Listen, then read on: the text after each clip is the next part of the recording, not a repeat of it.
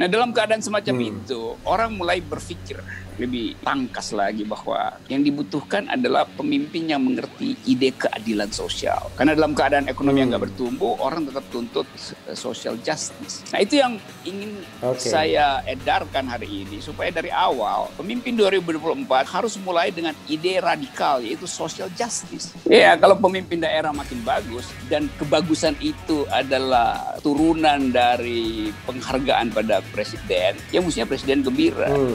Tapi kan presiden akhirnya menemukan bahwa yang bagus di daerah itu justru mereka yang membangkang pada presiden. Kan bagusnya itu karena rakyat mengatakan ini pemimpin lokalnya bagus loh. Jadi presiden nggak disebut bagus karena pemimpin lokal bagus, justru disebut pemimpin lokal bagus karena presidennya tidak bagus.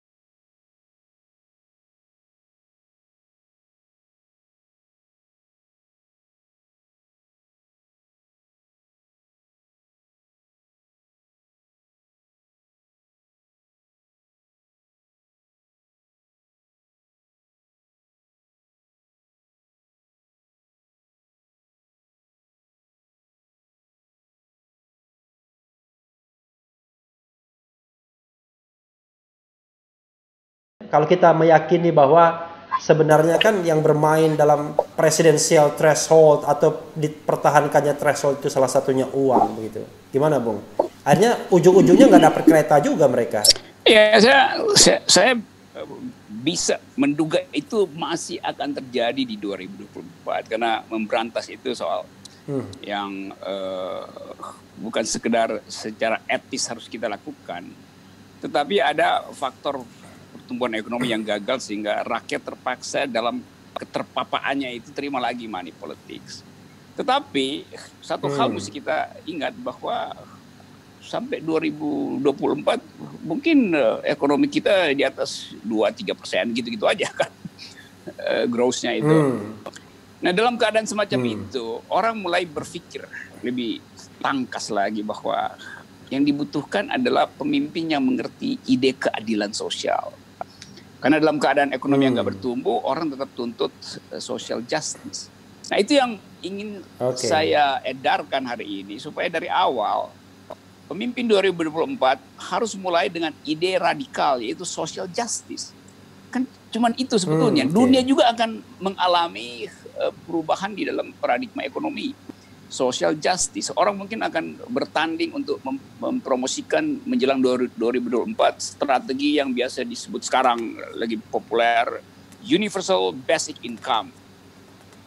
Itu yang dasarnya adalah social justice, lebih sosialistis pendekatannya.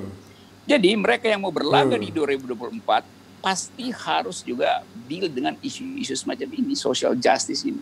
Nah, dalam keadaan itu, maka dimensi uang bisa dikurangi. Jadi kalau pemimpin hari ini misalnya ingin Anies Baswedan misalnya, Sandiaga Uno mau bertanding di situ atau orang lain, dia mesti datang dengan ide social justice. Mulai dengan environmental economy, environmental ethics.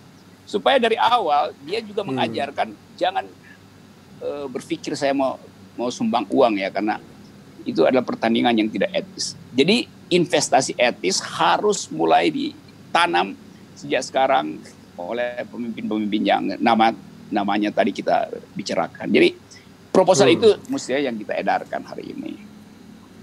Kalau saya, Bung, pengennya sederhana saja. Presiden ke depan tuh lebih banyak nanam pohon daripada nanam gedung. Nah, itu udah jadi satu tema kampanye kan. Mau pilih apa? Bikin jalan tol atau bikin jalan pikiran? Mau nanam beton atau mau nanam pohon kan?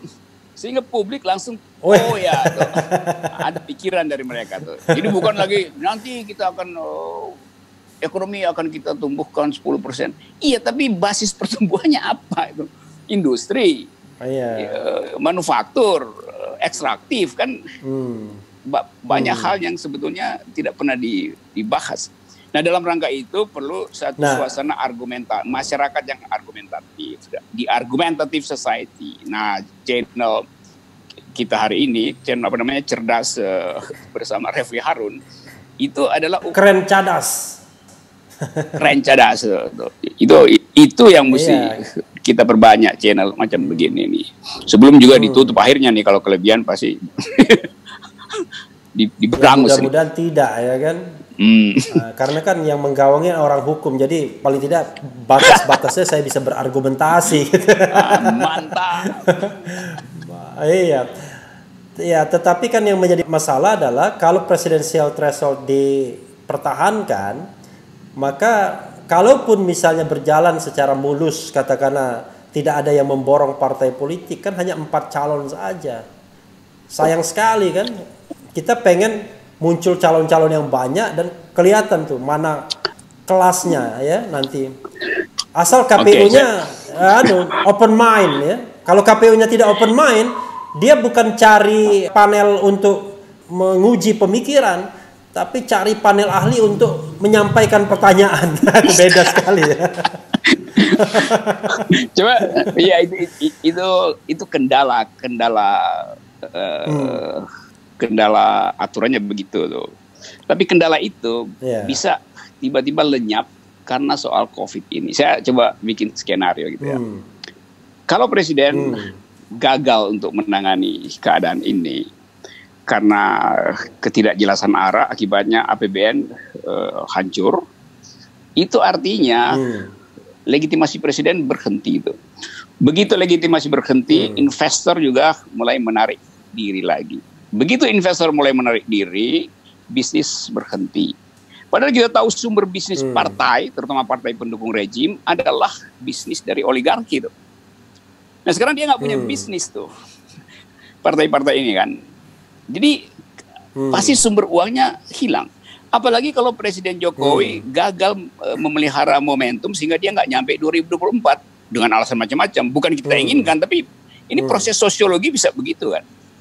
Kalau Presiden Jokowi berhenti sebelum 2024, seluruh partai pendukung langsung nyungsep juga. PDIP udah hilang aura, Golkar, Nasdem, maka timbul suasana baru tuh. Itu sangat mungkin terjadi. Nah karena itu mungkin kita anggap ya PDIP sekarang hati-hati untuk memberi dukungan maksimal, karena kalau presiden salah ya yang disalahin juga ya PDIP juga kan, partai pendukung, Nasdem, Golkar segala macam.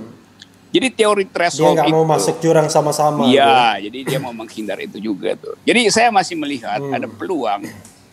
Sebut aja blessing in disguise, COVID ini justru sudah menapis calon-calon pemimpin dan mulai memperlihatkan mana calon pemimpin yang digembar-gemborkan tapi ternyata tidak mampu. Jadi mendahului KPU, calon-calon 2024 sudah diseleksi oleh COVID justru. COVID-19. Gara-gara Bung dan masyarakat lainnya sering menyebutkan nama Anies ya, Ridwan Kamil. Iya. Kalau Ganjar mungkin kan masih dalam satu garis dengan PDIP. Iya. Ada kesan bahwa saya baca pernyataan Bung Rocky di media, takut cemburu atau apa gitu presiden gitu, takut disaingi atau apa. Saya kemarin sempat baca begitu. Memang ada suasana seperti itu, Bung ya. Kalau misalnya pemimpin-pemimpin lokal ini kelihatan moncer, lalu kemudian istana tidak bergembira. Harusnya istana bergembira karena beban dia untuk menyelesaikan persoalan itu kan tertolong luar biasa dengan pemimpin-pemimpin lokal ini mestinya. Ya saya pura-pura bodoh, berbaik sangka saja. Harusnya kan sistem bernegara begitu kan. Makin bagus bupati, wali kota dan gubernurnya, tugas pemerintah pusat kan makin ringan. Tapi kok terkesan makin bagus bupati, wali kota dan gubernurnya, tugas pemerintah makin berat, makin belingsatan. Kira-kira begitu. Kenapa tuh, Bung? Iya, kalau pemimpin daerah makin bagus dan kebagusan itu adalah turunan dari penghargaan pada presiden, ya mestinya presiden gembira. Tapi kan presiden akhirnya menemukan bahwa yang bagus di daerah itu justru mereka yang membangkang pada presiden kan. Kan bagusnya itu karena rakyat mengatakan ini pemimpin lokalnya bagus loh. Jadi presiden nggak disebut bagus karena pemimpin lokal bagus. Justru disebut pemimpin lokal bagus karena presidennya tidak bagus. Karena pemimpin lokal berani ambil diskresi. Dan diskresi itu dasarnya adalah solus populi suprema lex. Jadi prinsip solus populi suprema lex justru dipraktekkan oleh pemimpin lokal, bukan oleh presiden yang ada di istana. Karena istana itu dia solus populinya itu yang ada logo presiden selesai itu.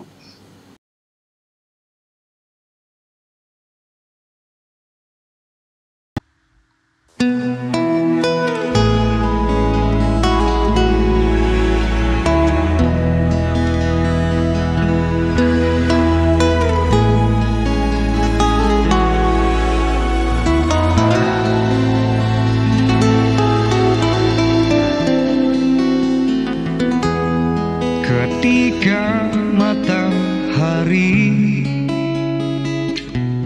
hanya di atas kepala panas melelehkan,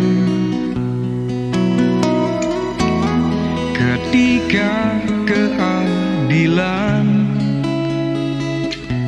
akan ditegakkan di hari akhir zaman. Padang yang luas tak ada naungan, tapi engkau pemimpin adil.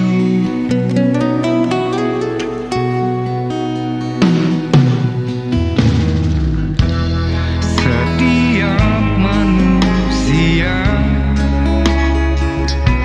adalah khalifah di muka bumi ini.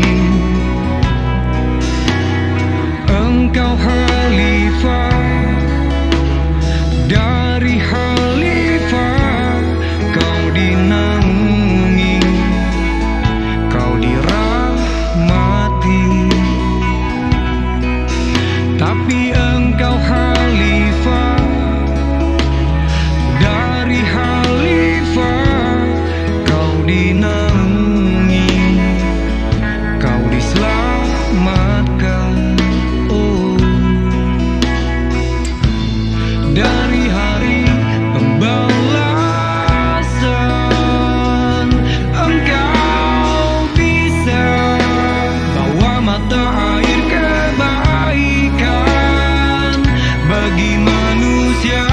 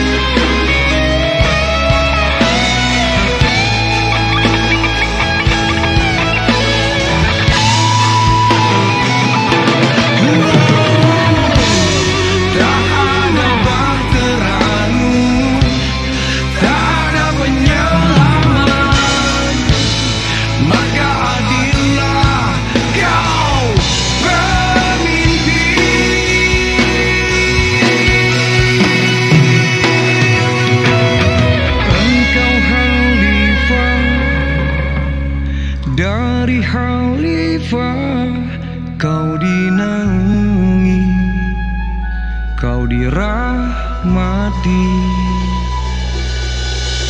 Tapi engkau khalifah, dari khalifah kau dinaungi, kau diselamatkan.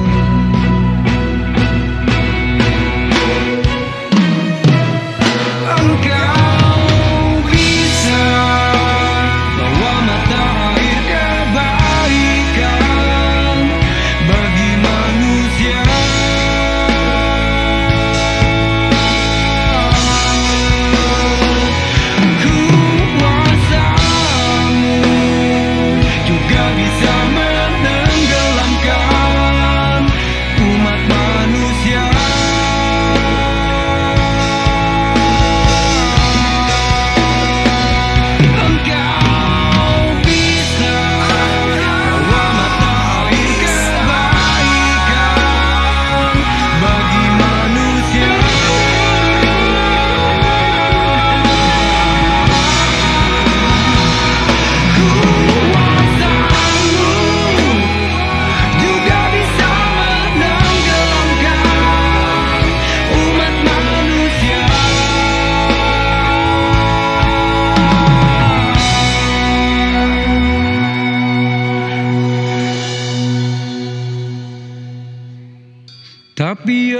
kau khalifah, dari khalifah kau dinaungi, kau diselamatkan.